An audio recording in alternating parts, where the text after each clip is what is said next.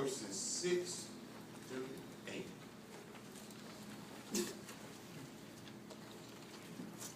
That's 2 Timothy chapter 4, verses 6 through 8. Amen. We have it. Why don't we please stand for the reading of God's word if you are able. 2 Timothy chapter 4, verses 6 through 8. Amen. Amen. Amen. And it reads, "For I am already being poured out as a drink offering, and the time of my departure has come. And I have fought the good fight. Amen. I have finished the course. Yes.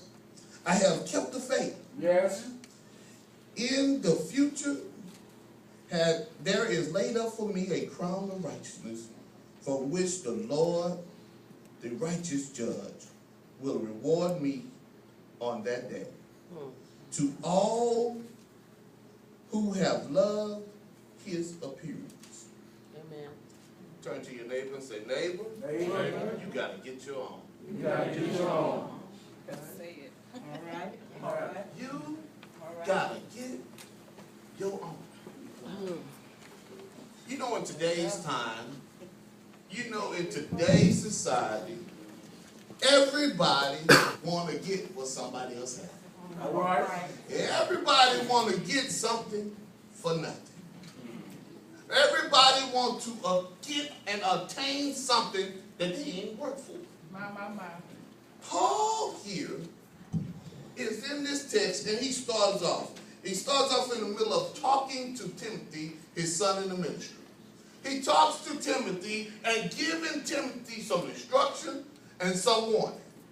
But first, when we jump into what our text says, it says that, "For I am already being poured out as a drink offering." What is Paul talking about here? Well, the only way that we can understand what Paul is talking about, that he's being poured out, is what he's saying here is that he has given charge to his son Timothy. Are you with me here so far? He has given charge to Timothy to take over what is going to happen inevitably towards him. Are you with me? He's saying that, "Hey, Timothy, I charge you before God a task." All right. See, you got to realize that we always think that we got to get our own. But in order for us to get our own, we need to be able to put our time in. All right. I mean, y'all ain't with me No, you here. got to do that. See, Paul was telling Yeah. Timothy that you got to put your time in. I have given you the charge before God, the righteous judge, the one that's going to judge you the righteous way.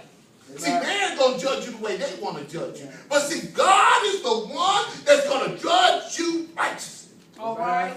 He says here, he says further down in verse 2, he says that he told Timothy, he says that you got to put your time in. What you got to put your time into? You got to put your time into preaching the word. All right now. Oh, y'all ain't with me. Amen now. He said, "Timothy, you got to put your time in for preaching the word." That's all he said. He said in verse 6, he told us, he said, "Well, I have already been poured out for all. I've already done this. All right. I've already have done this." But then for your understanding, let you understand what I got to tell you for your task. You must preach the word.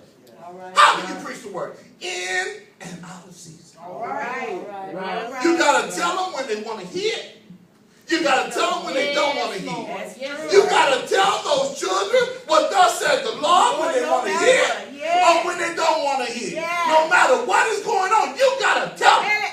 Not only tell them children, but you got to tell the dying world. All right. In spite of what they want to hear, you got to tell them. He says you got to tell them in and out of season. See, what else he told them? He said you got to reproof. You got to be able to tell them when they're doing right in God's word. You got to prove to them and let them know that God's word is proof. It's proof in God's word that you are giving them accolade, letting them know that God's word is true. You got to be able to tell them. Not only to preach to them, but you got to confirm that God's word is true. Not only that he told them that, but he also told them here, he says that you also got to be able to rebuke. Now the problem with that is that a lot of us don't like to rebuke somebody.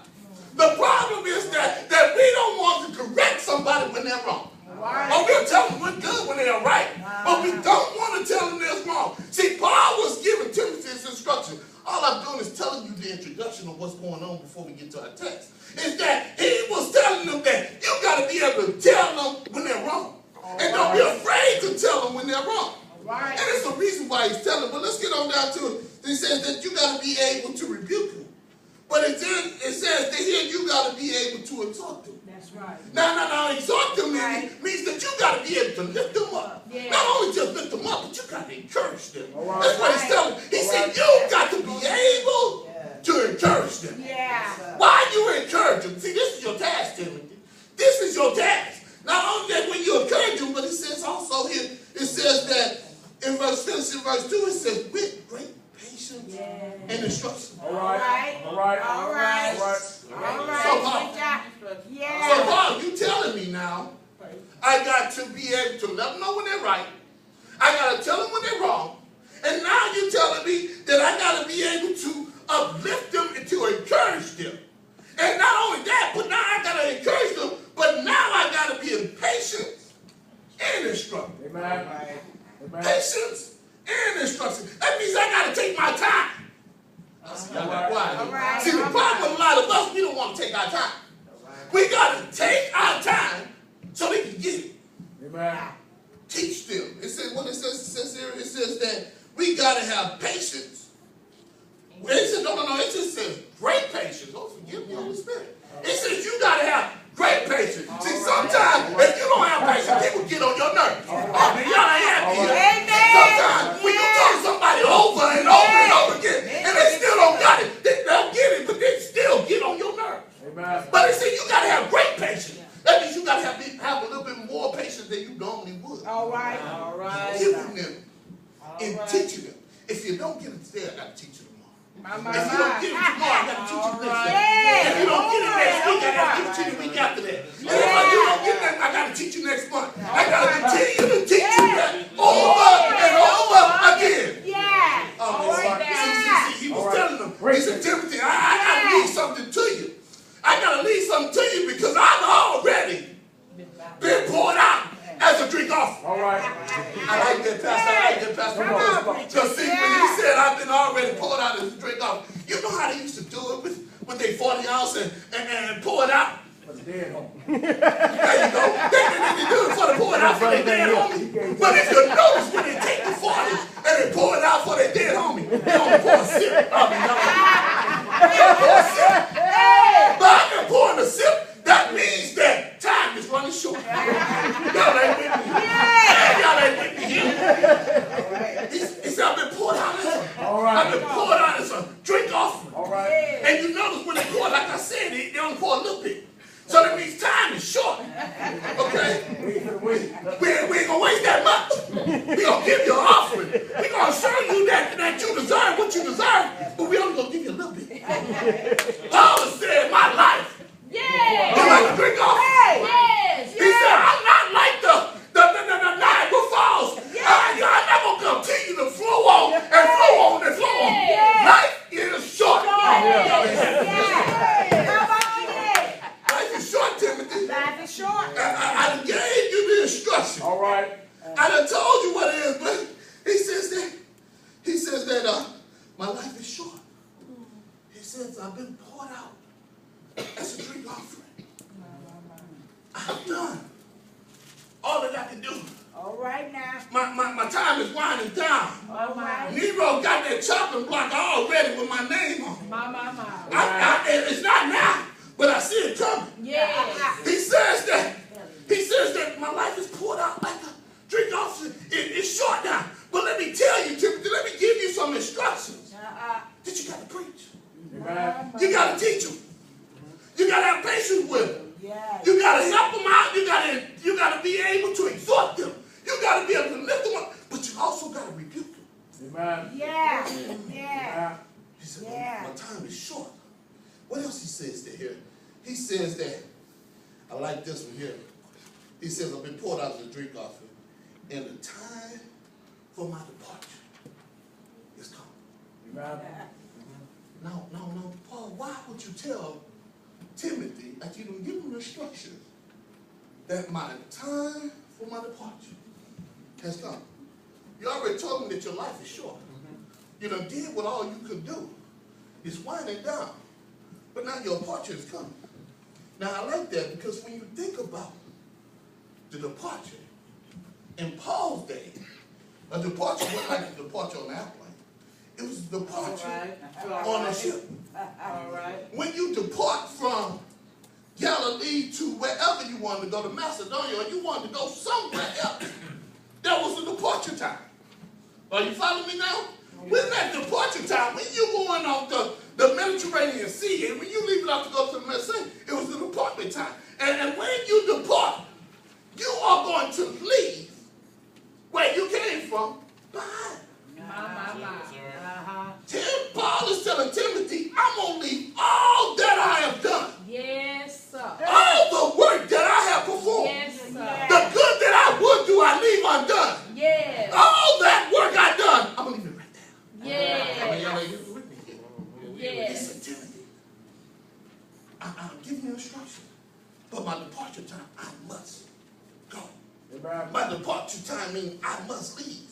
Not only that I must leave, he said not only that my departure time that I must leave, but he comes back here and he says that, Timothy, as I gave you instruction, he says that in this next verse, he says that I have fought the good fight. Amen. I have fought the good fight. So what that tells me? That tells me that we need to reflect on all the things we have done while we was on this side. Before you depart, you got to realize, you got to reflect on all the fights that you had before you left this side. And what Paul is reflecting on, can you imagine what Paul is doing? He's reflecting on the time when he was on the road to Damascus and he helped the Lord and he behold and saw the Lord for himself in his glory. When he behold the Lord, not only that, when he went out to preach and they went to try to stone him, do you realize what all the fights he had to take? And see, when you think about all the fights that Paul had to endure on this side, My Lord. he said, it says that he had to reflect on it. He said he fought the good fight. Amen. He remembered that when he had to put up with what he had to put up with by getting stoned and getting put out and getting talked about and getting his hands skinned like, he had to remember all those fights. He had to remember the times when he was hungry. Remember the time when he preached the word and he had to perform the task of a tent maker, which was his trade. Oh, but y'all ain't happy here. Yes. He had to remember all those things that he had done by faith. Amen. I mean, y'all ain't happy. By faith. Yeah. It says that I have fought the good fight. Amen. I have fought the good fight. How many of us have fought the good fight? All right. How many of us All are right. fighting the good fight? Not the fought, because see, when you say fought, that's past tense. I'm talking about right now. How about the fight that we are fighting right now? All right. How is our fight? Is it a good fight? All See, right. you know when you run up on a good fight. See, a good fight, when you know that even if you don't win, you gave them something to think about. All right. See, Pastor, I don't condone animals fighting, but I had to find out. Pit bull is a bad dog. Pit bull is a bad dog. It's better than a Rottweiler. It's better than a child. It's better than a wolfhound. It is a bad dog. It's even better than a mastiff. Follow me now. But Pastor, I was curious. I think it was like last month or something like that. I was just curious. Now, pit bull got fighting jaws with so many pounds of pressure that equal up almost to close to the pound of pressure that an alligator got in his mouth. He can look up and he can shake something and do what he wants.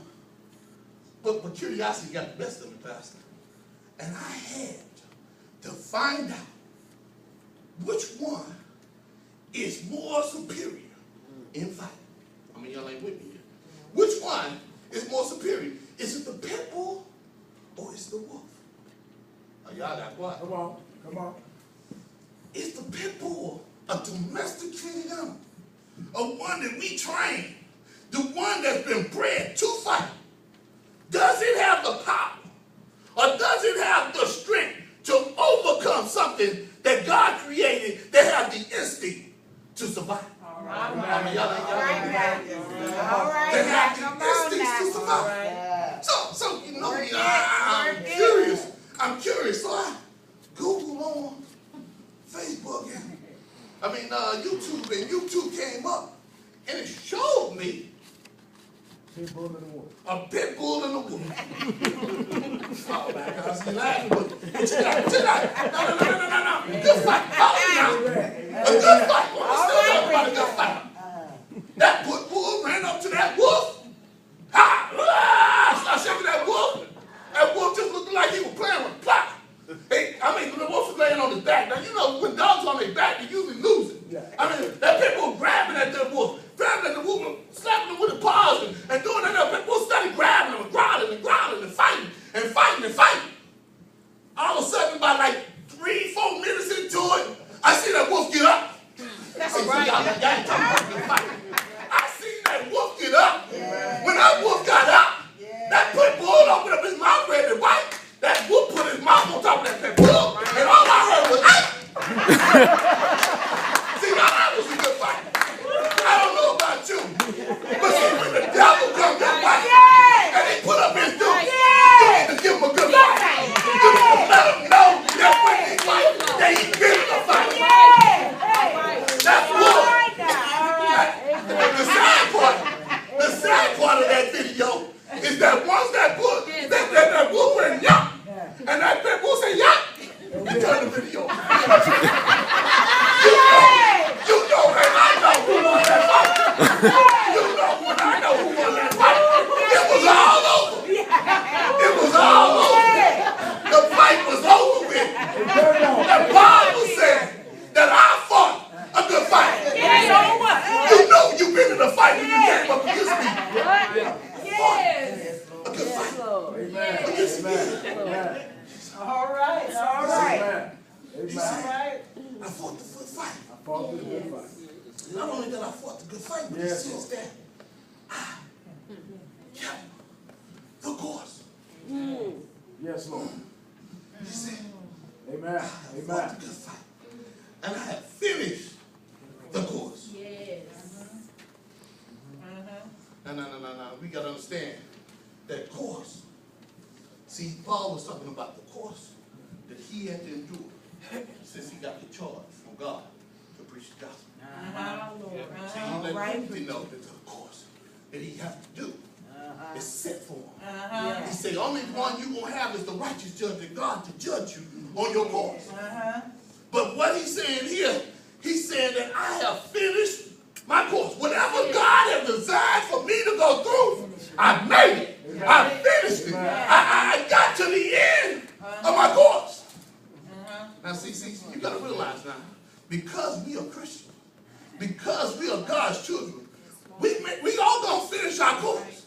But sometimes we may leave our course a little bit. We may go off trail. We may go into the rough sometimes. We may go through hard times in the midst of our course. We may fall off our course sometimes. But Paul is saying that I have finished my course. Amen. Amen. My course. The direction that God has placed me on. The track that I'm on. I may have went in somebody else's lane, but I got back on the course and I finished the race. Y'all ain't happy here. See, some of us are jumping in everybody's lane. But if you hold the course, you will finish your course. That's all Paul said. I finished my course. I finished my course. What else he says? He says that. Amen. And I have kept the faith. Amen. All right. Amen. Oh, what do you mean that you have kept the faith? I know you accepted Jesus as your personal Savior. I know that you met him on the road to Damascus and you didn't stop since you've done it. I know. But when you say you kept the faith, All right. did you not know that it's a possibility if you don't really have faith, you can lose it? Amen. Do you know that? Let's see what he was trying to tell Timothy about this thing.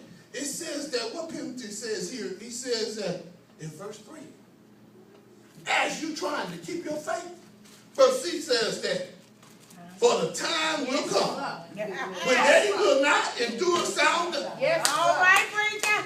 but wanting to get your tickly ears, Come on. and they will accumulate for themselves teachers in accordance to their own desire, and they will All right. turn away Hey. their ears from the truth, Yeah. and they will turn aside to me. Yes. Hey. Amen.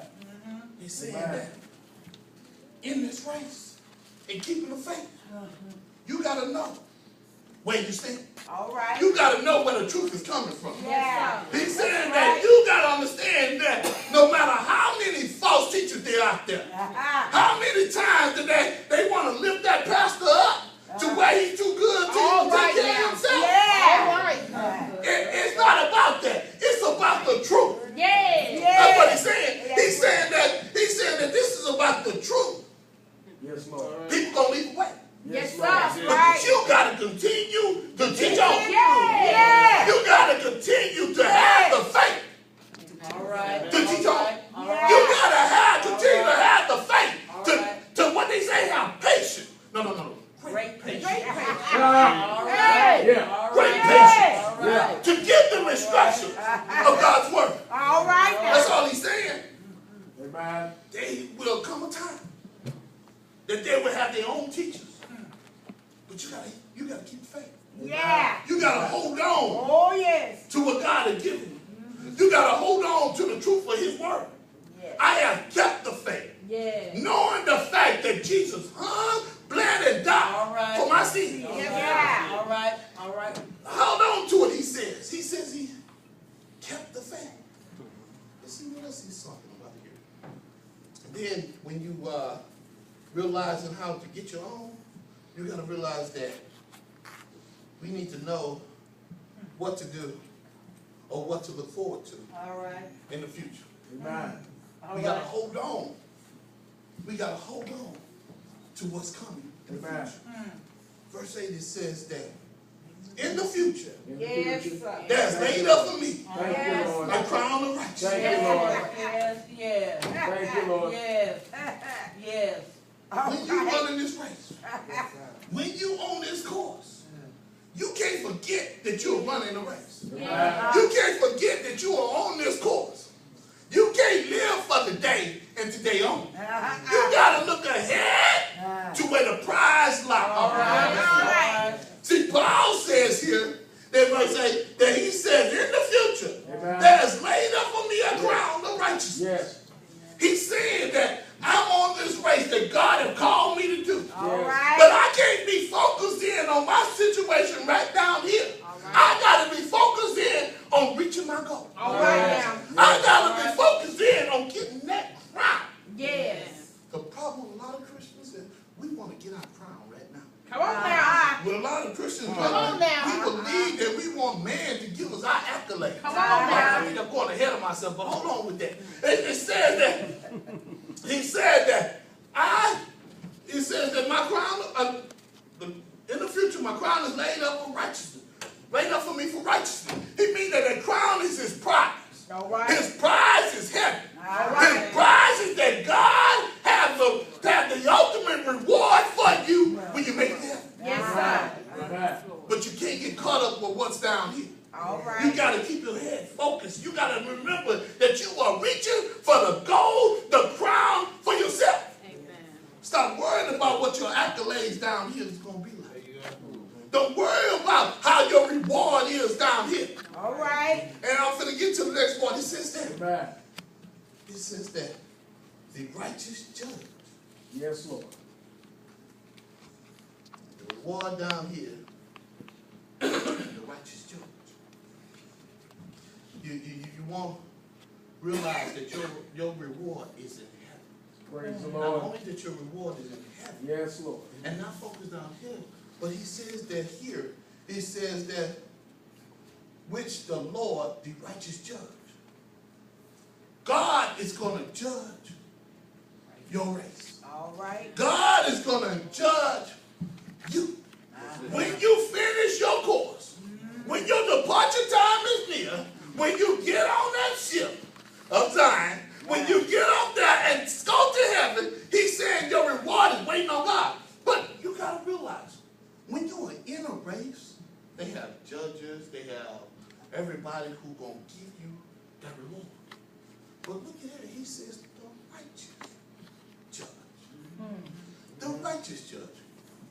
Now, what that means to me is that the righteous judge is going to judge righteously. All right. Righteously means that I'm going to follow what is right. I'm going to judge what is right. I'm going to do it the way God wants me to do it. Amen. I'm going to do it just right by the book. If you are living by the law, I'm going to judge you by the law. I mean, y'all ain't here. Amen. All right. I'm going to judge you by the law. If you fail the law, you fail my judgment. Okay? Amen. But check it out. God also, he said the righteous judge. The same righteous judge is Jesus Christ. Now, did you not know that this same righteous judge on the curb? Come on now. Help us out. Help us out. I'm by myself. Break it down. The righteous judge Yes. can judge righteously. If you live by the law, you will die by the law. If you fail the law, you fail my judgment. Follow me now. If you break the law, you go into damnation. But the same God that is righteous and held up righteous can grade on the curve. Amen. What you mean? Mercy. Woo. That same judge that judged the law and make sure you live every letter of the law is the same judge that hung, bled, and died for your sins. All right. Yes, sir. What that means then? That means that he died for your errors and your ways. He died that you may have the right to the tree of life. Yeah. So because he died, because he died, he graded on the curve. All right. Yeah. He graded on the curve. He's saying that, my child, you got caught in the act of adultery. He said, my child, you got caught in lying. He said, my child, you got caught stealing. My child, you have got caught in all those things that you would do that's not conducive to my word. Amen. I'm going to judge you. But wait. Yes. Did I not die for you? All right. Yes. All right. So if I die for you, I covered the fault that you made. Yeah. So I won't grade it on the curve. That's just like they giving you a test. They giving you a test and telling you to check it yourself. But they're asking yourself, what you gonna do? I don't care how you say how much you test. If I'm used to making 100, and I take that test, write my little 100 down now, after I write the right answer now. He judged on the curve. He gave you the answer. All right. Amen. Praise God for that. He said, grade on the curve. He gonna judge on the curve. See, Amen. Jesus said, the righteous judge. And see, his judges is not based upon our righteousness. Amen. It's based upon his righteousness. Yes. Yes. By him. If it had not been for him. Let's come down here. It says that. He says that, and will award me on that day, and not me only. It says that. Let me read that one more time. And will award me on that day, and not only me, not only to me. So right there, you gotta get your own. Yes. You gotta get your own. Yeah, it is. See, I got my crown, Paul is saying. Wow. Timothy, I got my crown. My crown is laid up for me. Zero got that chopping block, but when I go, I will have my crown. Timothy, it's your turn. It's your turn.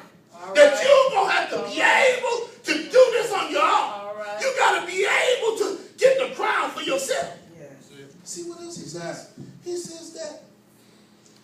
But not only to me, but also to all who love his departure. Not only to me, because I'm gone. I'm leaving. I'm exiting this place. This reward, this crown, don't only belong to me, but to everybody Amen. who loves his coming, Amen. his appearing, or his coming. That tells me, and that reminds me, and let me know that he is coming back. Amen. Oh, he's coming back. Yes, he is. He's coming back for a church without a spot or wrinkle. Thank you, Lord. Oh, he's coming back. Yes, Can you hear Al Green playing in the background? Yes. yes, yes, He's coming back I want to be ready. for the true and good. yes. Will you be ready? I want to be I ready. got to be ready. Got to be Mama. ready. Are you ready? I'm ready. Paul is saying, I'm ready to go. Yes. He said, when your time comes, you better be ready to go. All right. You better be ready to receive your crown. Yes. Oh, the fact that he is coming back. Amen. See, the good thing about God is that not only that he is the Son of God, not only that he came down here 42 generations, Amen. he lived 42 years, 43 years? 33.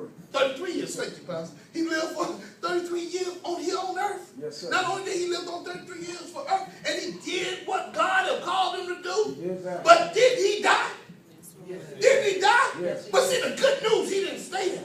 Yes. The good news that he didn't stay there in the grave like everyone else. He got up Yes. with all power in his hand. Man, not only when he got up with all power in his hand, the Bible says that he's coming back. Yes. He's not just coming back for me, Yes, but sir. he's coming back for each and every Yes, one of he us. is. Yes, he He's is. coming back. Yes, Praise yes, God. Now, I don't know about you, but you need to run this race. yes, You need to fight the good fight. Amen. You need to focus in on your prize. yes, Your prize is heaven. yes. Your prize is that the fact that he is coming back. Amen. And when he comes back, he's going to crack the sky. Yes, And sir. when he cracks the sky, he's going to set everything all right. He's going to fix the good from the evil. He's going to separate the good from the evil. Oh, man, good God Almighty. I don't know about you, but that is the prize, to focus in on God when he surely returns. Yes. Amen. When he's going to give me my crown. Yes, sir. Amen. So, Paul was saying, he's saying that you have to get your own. Yes, Amen. Do you want your own? yes, Amen. Do you really want your own? Praise yes, the Lord. Keep your mind focused in on the prize. Amen. Keep your eyes focusing on heaven in spite of your circumstances. Amen. In spite of your trial. In spite of what you're going through. No matter what your situation look like. Keep your eye focused in on that crown that God has set beside you. Amen. And keep your course. Amen. And don't give up the fight. Yes, Lord. Don't give up the my fight. Lord, Yes, Lord. my Lord, All he is all I my Lord, amen. have. And then the Father, we